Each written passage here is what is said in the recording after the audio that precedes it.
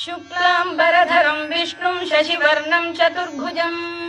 प्रसन्नवदनं ध्यायेत् सर्वविघ्नोपशान्तये।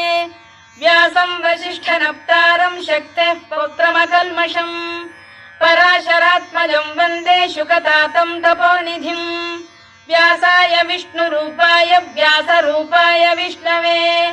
नमो वै ब्रह्मनिधये वासिष्ठाय नमो नमः।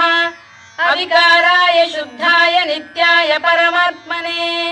सदैकरूपरूपाय विष्णवे सर्वजिष्णवे यस्य स्मरणमात्रेण जन्म संसारबन्धनात् विमुच्यते। नमस्तस्मै विष्णवे प्रभविष्णवे। ॐ नमो विष्णवे प्रभविष्णवे। श्रीवैशम्पायन उवाच श्रुत्वा धर्मानशेषेण पावनानि च सर्वशः युधिष्ठिरः शान्तनवं पुनरेवाभ्यभाषत। युधिष्ठिर उवाच किमेकं दैवतं लोके किं वाप्येकं परायणं स्तुवन्तः कङ्कमर्चन्तः प्राप्नुयुर्मानवा शुभम्। को धर्मः सर्वधर्माणां भवतः परमो मतः किं जपन्मुच्यते जन्तुर्जन्म संसारबन्धनात्। श्रीभीष्म उवाच जगत्प्रभुं देवदेवमनन्तं पुरुषोत्तमं स्तुवन्नाम सहस्रेण पुरुषः सततोत्थितः तमेव चार्चयन् नित्यं भक्त्या पुरुषमव्ययम्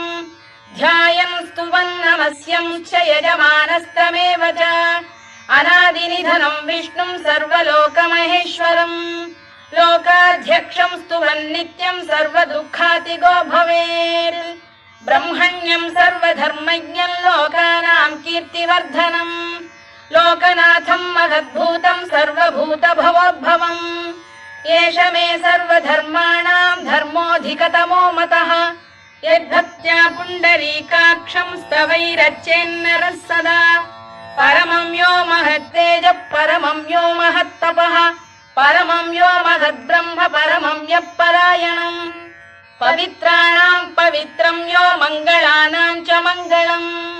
दैवतं देवतानां च भूतानां यो व्ययः यतः सर्वाणि भूतानि भवन्त्यादियुगागमे यस्मिंश्च प्रलयं यान्ति पुनरेव युगक्षये तस्य लोकप्रधानस्य जगन्नाथस्य भूपते विष्णोर्नाम सहस्रं मे शृणु पापभयापहम् यानि नामानि गौणानि विख्यातानि महात्मनः ऋषिभिः परिगीतानि तानि वक्ष्यामि भूतये। ऋषिर्नाम्नां सहस्रस्य वेदव्यासो महामुनिः छन्दोऽनुष्टुप् तथा देवो भगवान् देवकीसुतः अमृतांशुद्भवो बीजं शक्तिर्देवकीनन्दनः त्रिसामाहृदयं तस्य शान्त्यर्थे विनियुज्यते विष्णुं जिष्णुं महाविष्णुं प्रभविष्णुं महेश्वरम् अनेकरूपदैत्यान्तं नमामि पुरुषोत्तमम्। अस्य श्रीविष्णोर्दिव्यसहस्रनामस्तोत्रमहामन्त्रस्य श्रीवेदव्यासो भगवान् ऋषिः अनुष्टुप्-छन्दः श्रीमहाविष्णुः परमात्मा श्रीमन्नारायणो देवता अमृतांशुद्भवो भानुरिति बीजम् देवकी नन्दनश्रेष्ठेति शक्तिः उद्भवः क्षोभणो देव इति परमो मन्त्रः शङ्खबृन्नन्दकी चक्रीति कीलकम् शार्ङ्गधन्वा गदाधर इत्यस्त्रम् रथाङ्गपाणिरक्षोभ्य इति नेत्रम् त्रिसामासामरः सामेति कवचम् आनन्दं परब्रह्मेति योनिः ऋतुः सुदर्शनकाल इति दिग्बन्धः श्रीविश्वरूप इति ध्यानम् श्रीमहाविष्णुप्रीत्यर्थे सहस्रनाम जपे विनियोगः ध्यानम् क्षीरोदन्वत्प्रदेशे शुचिमणिविलसत्सैकते मौक्तिकानाम् मालाक्लुप्तासनस्थस्फटिकमणिनिभैर्मौक्तिकैर्मण्डिताङ्गः शुभ्रैरभ्रैरदभ्रैरुपरि विरचितैर्मुक्तपीयूषवर्षैः आनन्दीन पुरीयादरिनलिन गदा शङ्खपाणिर्मुकुन्दः भूः पादौ यस्य नाभिर्वियदसुरनिलश्चन्द्रसूर्यौ च नेत्रे कर्णावाशा शिरोद्यौर्मुखमपि दहनो यस्य वास्तेयमब्धिः अन्तस्थं यस्य विश्वं सुरनरखगो भोगि गन्धर्वदैत्यैः चित्रं रम्यते तं त्रिभुवन वपुषं विष्णुमीशं नमामि। ॐ नमो भगवते वासुदेवाय। शान्ताकारं भुजगशयनं पद्मनाभं सुरेशं विश्वाधारं गगनसदृशं मेघवर्णं शुभाङ्गम् लक्ष्मीकान्तं कमलनयनं योगिधृध्यानगम्यं वन्दे विष्णुं भवभयहरं सर्वलोकैकनाथम्। मेघश्यामं पीतकौशेयवासं श्रीवत्साङ्कं कौस्तुभोद्भासिताङ्गम् पुण्योपेतं पुण्डरीकायताक्षं विष्णुं वन्दे सर्वलोकैकनाथम्। नमः समस्तभूतानामादिभूताय भूभृते अनेकरूपरूपाय विष्णवे प्रभविष्णवे सशङ्खचक्रं सकिरीटकुण्डलं सपीतवस्त्रं सरसीरुहेक्षणं सहारवक्षस्थलशोभिकौस्तुभं नमामि विष्णुं शिरसा चतुर्भुजम्। छायायां पारिजातस्य हेमसिंहासनोपरि आसीनमम्बुदश्याममायताक्षमलङ्कृतम् चन्द्राननं चतुर्बाहुं श्रीवत्साङ्कितवक्षसम् रुक्मिणी सत्यभामाभ्यां सहितं कृष्णमाश्रये।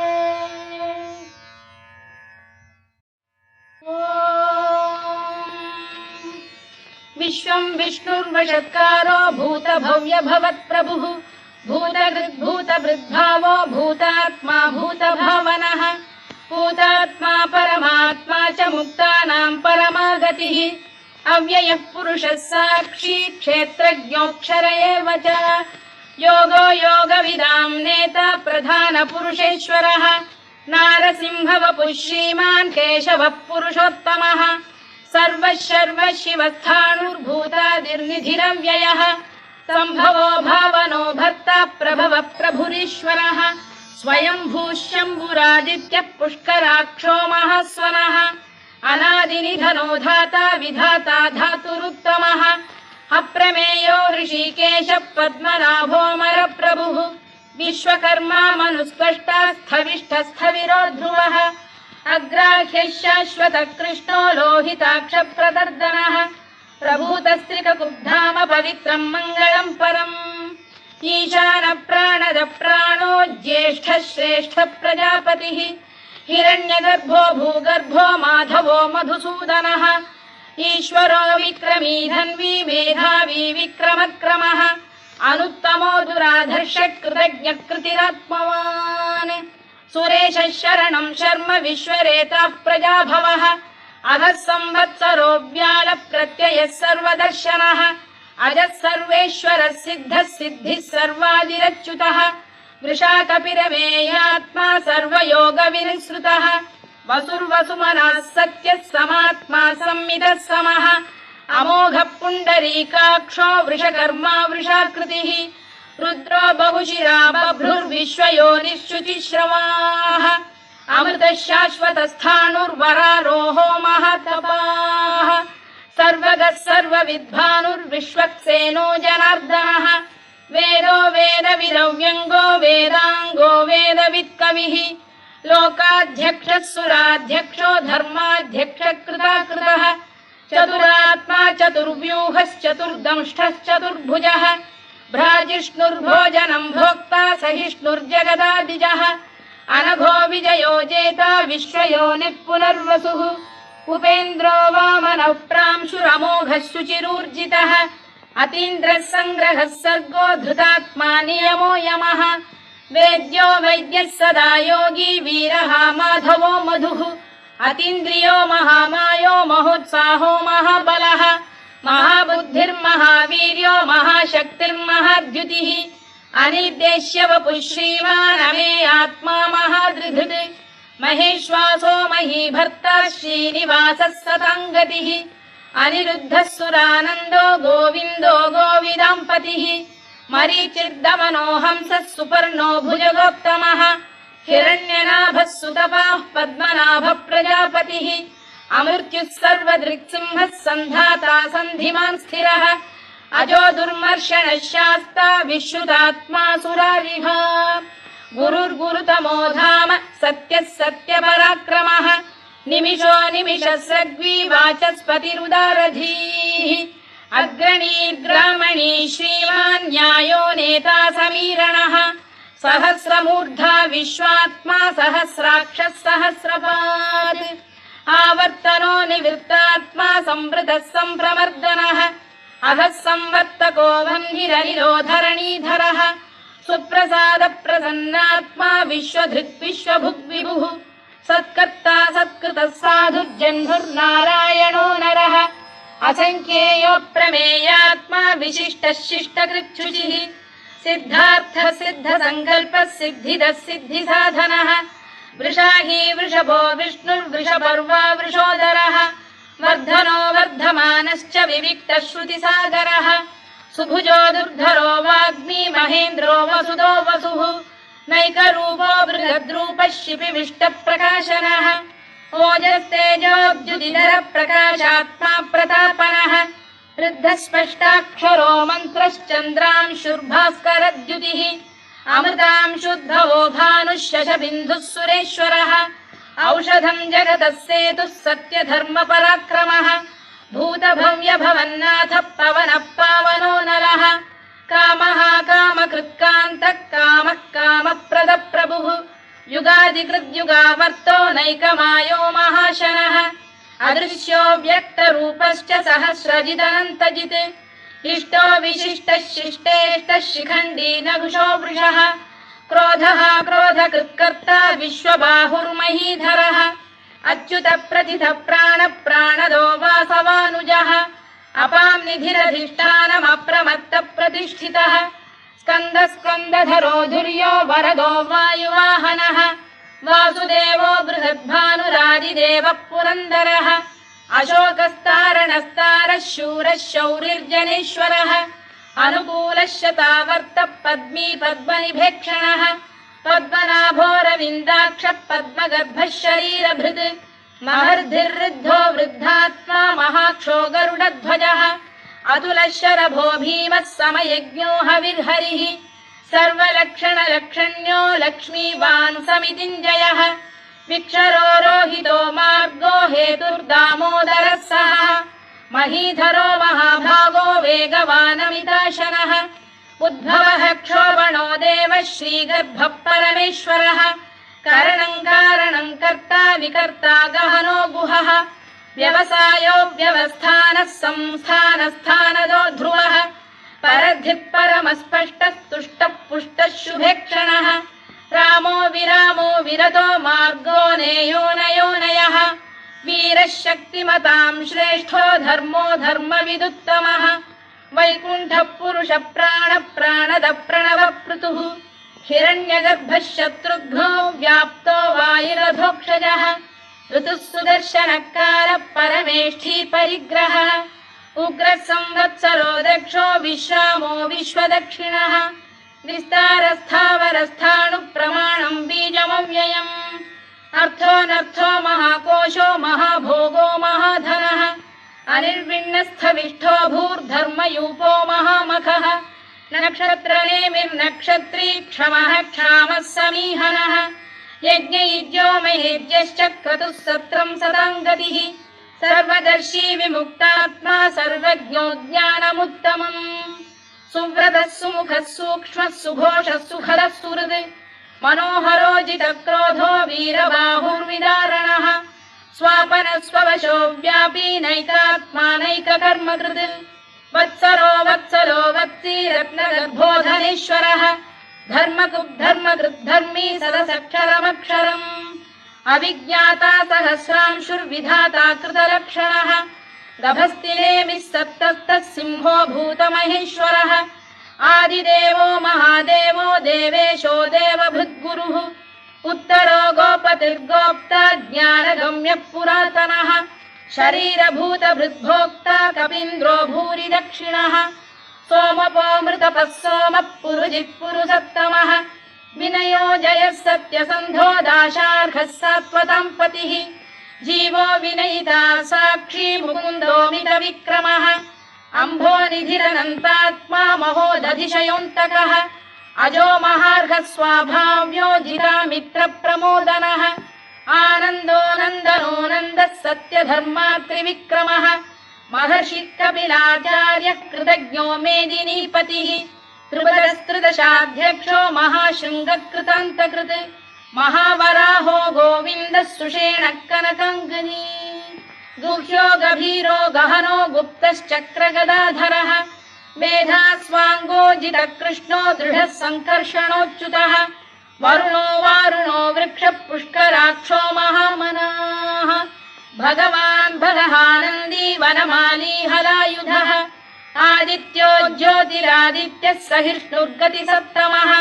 सुधन्वाखण्ड परशुर्दारुणो द्रविणप्रदः दिवस्पृक् सर्वदृग्व्यासो वाचस्पतिरयो निजः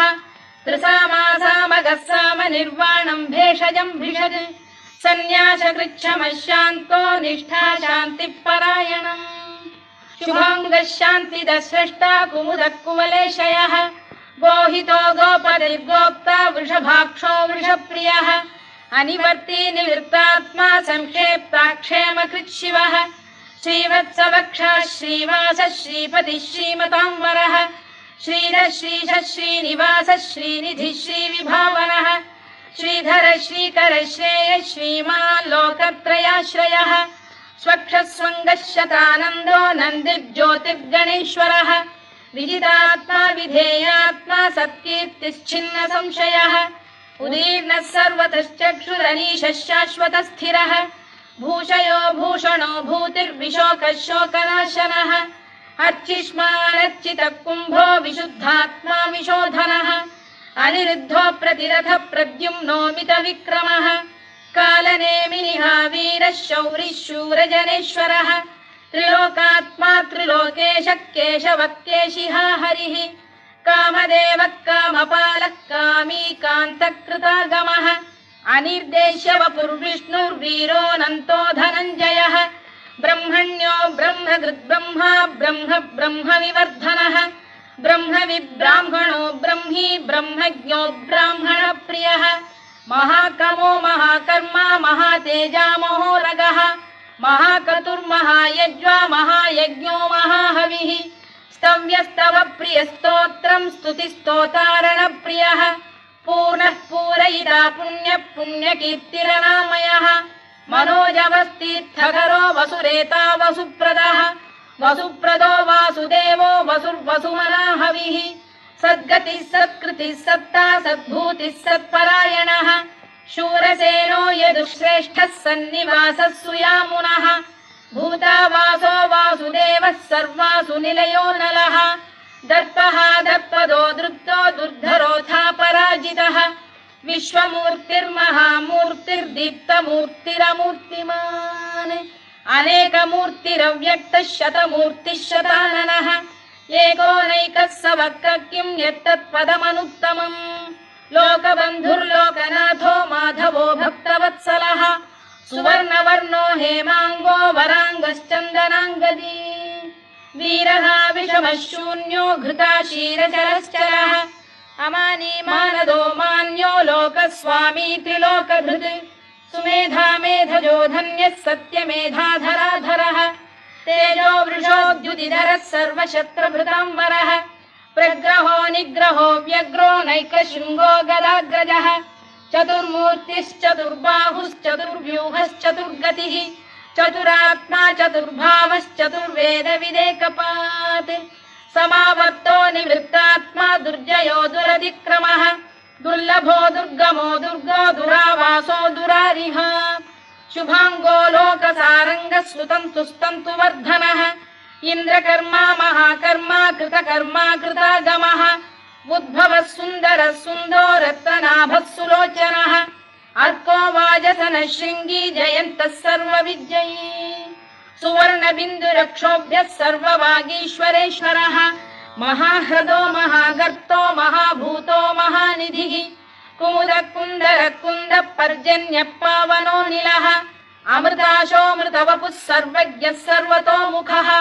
सुलभः सुव्रतः सिद्धः शत्रुजिच्छत्रुतापनः न्यग्रोधोदुम्बरोश्वत्तश्चाणूरान्तकः सप्तधनुर्धरिषूदनः सहस्रार्चिः सप्तजिह्वः सप्तैधाः सप्तवाहनः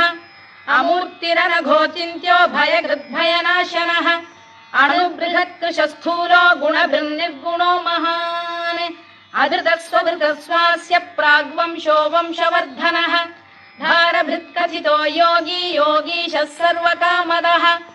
आश्रमश्रमणः क्षामः सुपर्णो वायुवाहनः धनुर्धरो धनुर्वेदो दण्डो दमयिता दमः अपराजितः सर्वसहो नियन्ता नियमो यमः सत्त्ववान् सात्विकः सत्यः सत्यधर्मपरायणः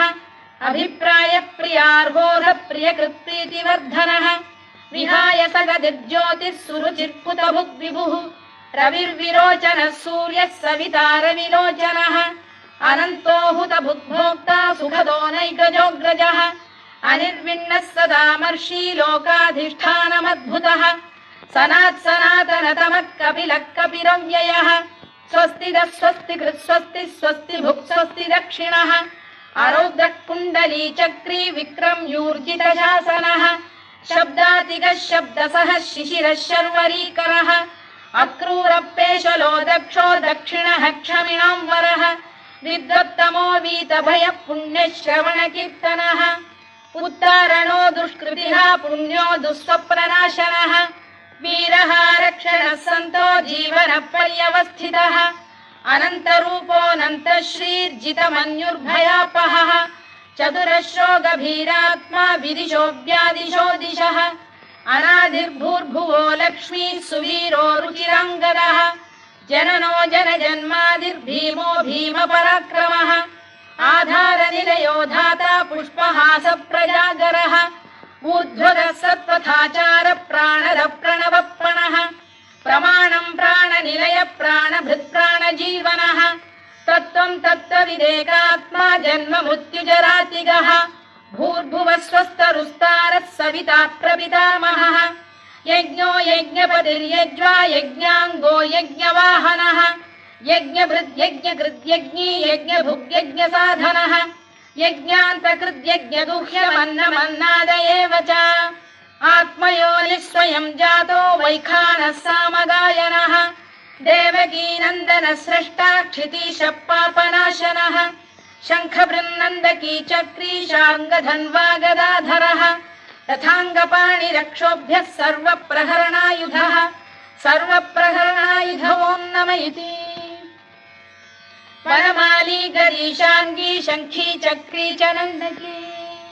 श्रीमान्नारायणो विष्णुर्वासुदेवोऽभिरक्षतु वनमाली गरीशाङ्गी शङ्खी चक्री च नन्दकी श्रीमान्नारायणो विष्णुर्वासुदेवोऽभिरक्षतु वनमाली गरीशाङ्गी शङ्खी चक्री च नन्दकी